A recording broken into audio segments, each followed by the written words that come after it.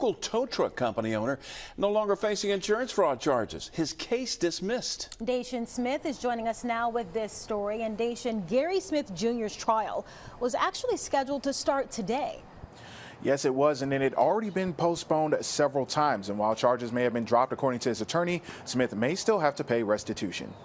It's been over 3 years since SOS Towing Company owner Gary Smith Jr. was arrested and charged with insurance fraud. He and his father, Gary Smith Sr., were accused of overcharging insurance company. Instead of going to trial today, Smith accepted a settlement agreement to drop the charges. Smith's attorney, Chase Dearman, says it's been a long time coming. Since they were originally arrested, Gary's father passed away, which was very difficult on them.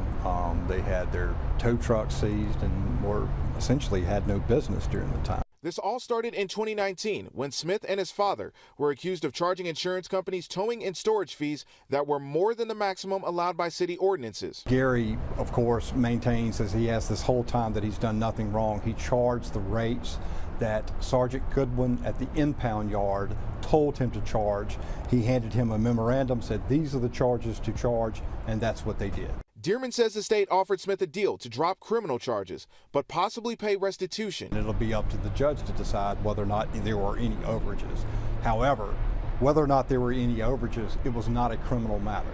There was never an intent to deceive. We reached out to District Attorney Keith Blackwood, who sent us this statement that says, quote, "This case was resolved today in a way to make the defendant pay restitution for his wrongdoing related to filing inflated claims through his towing business. The decision on whether or not the defendant will continue to be on the towing list lies with MPD."